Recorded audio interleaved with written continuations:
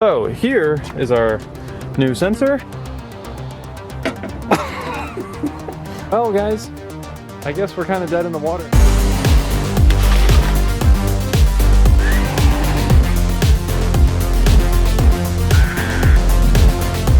Thanks for stopping in on the channel today, guys. I would really like to get the engine more put together today. We don't have a whole lot to do. We are finally gonna put this really cool aftermarket oil pan on and the oil pan gasket. What we were waiting for was actually a new windage tray. So this is the new windage tray right here. The old one was super rusty and I was not willing to put it into my engine. And I hate my engine stand. It's right there.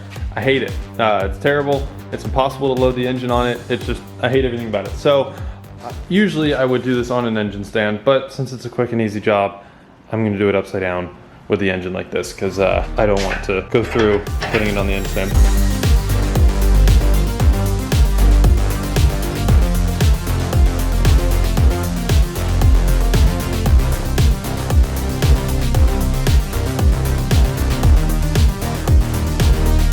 If you guys are watching this to try and build one, my videos are for entertainment. They're not instruction, but you cannot put this in wrong. So if it's not going in right, you're doing it wrong. But yeah, so never watch my videos for instruction.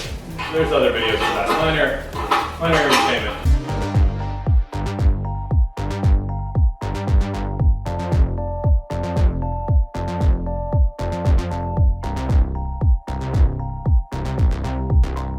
So now moving on days later with the engine, we have the windage tray kind of on. We need to torque things down. Before we torque things down, we need to put the oil feed hose, ties here.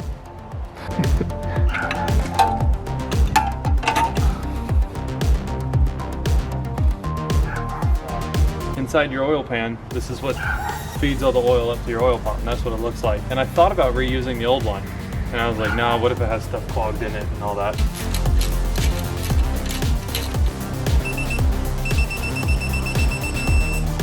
So here's the oil pan I got. This is an LS swap oil pan. It is made for LS. It's a really cool oil pan. It came with that oil feed tube. So I assumed that that oil feed tube would fit with this oil pan. Ty, you wanna demonstrate what we just discovered? What we just found out.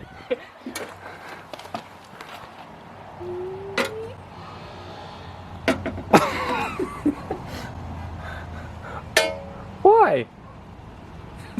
Why would you supply a oil feed tube with an oil pan for an engine and the three don't go together? Like, this is an LS swap oil pan. It'll work with this, but apparently it won't work with this. That's so, well, what do I do about that? Don't even use this. Take this off or just let it all Okay. go through it. Okay, I'll do that. Yeah. Well, I'll do some research and we'll try to figure this out. How weird. Yeah, Like, okay, I get it. Like, if I bought like a separate oil feed tube and then it didn't fit, that'd make okay. But this came with that, and that is for an LS engine. And although this is technically an LM7, it's the same exact thing. Like, it's not. What? This is so weird. So I guess I'm gonna have to get a short feed one somewhere. I mean, yeah, it's not a short. Probably would work because it's really not that far off. But just No, it's yeah, it's not. It's so funny to me. Yeah, I guess this one was just made for a short one. But again, why would they send this with it? That's so weird. Figure anything out in there? So I'm on the website of the shop of the people I got it from, and they sell the short one I need. Like, it's right here. It's 50 bucks. But why would they send me a long one? Like, why? This is so weird. There you guys see, right there. Just so you guys know I'm not LM7, right there. Well, guys, I guess we're kind of dead in the water until that short one comes in. Unless I can find one locally, which I don't think I would be able to, but I can check. Man, nothing will go right for you. Never. This engine build has been crazy. This truck and this engine build, every single step it's like, oh, I don't have a tiny little gasket I didn't think of. Or, oh, I solved an issue. Now let's solve the next 17. Here's what we're gonna do. we're just gonna take a pause on this. I'm gonna put this back in the garage because there's nothing I can do about it right now until that part comes in. As you guys know, and as you see by the title, this is also a Titan update video.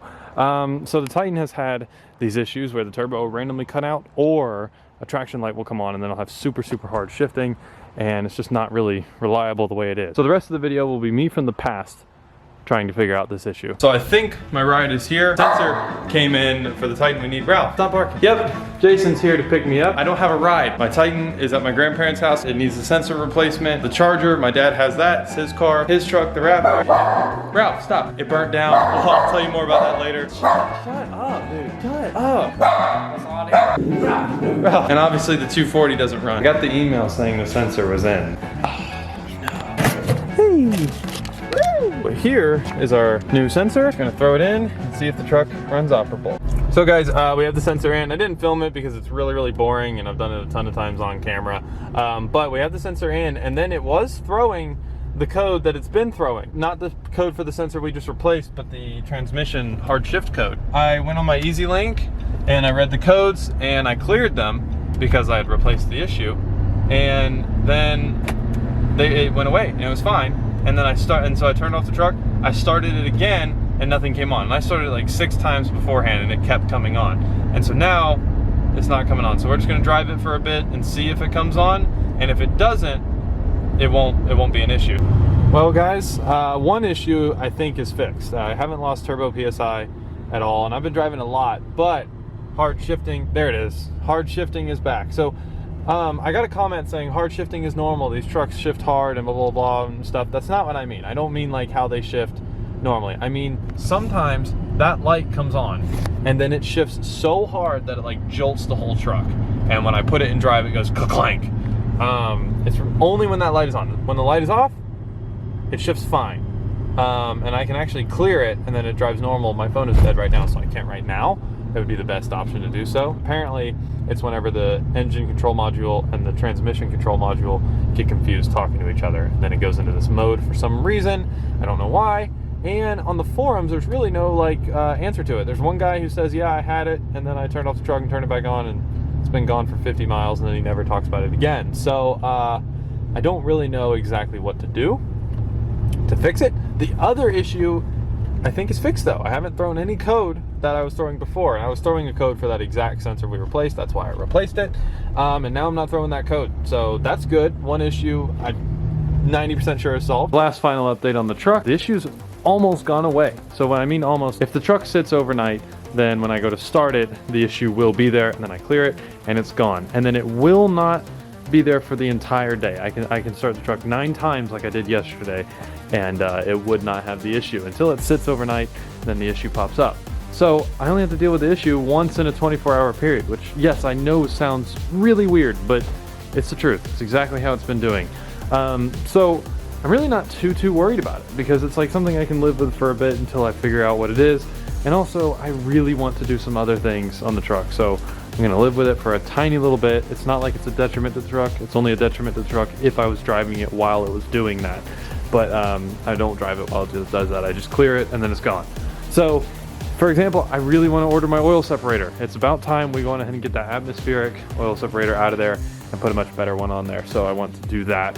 And then a few little things here I want to do. So you guys will see future videos on this truck really soon where we're not handling broke issues, we're actually doing fun stuff again, which has been a little while. But yeah, a lot of the videos you guys are going to see in the future, I know you guys are truck guys, so you may not like this, but the 240. I have a ton of stuff I want to do on the 240, and I kind of want to allocate some money to that because I really want to see that thing running. So, you know, we'll be seeing that thing running a lot sooner than you might think. Also, Hurricane is on the, these are my friend's cars, by the way, in case you're wondering. Hurricane is coming.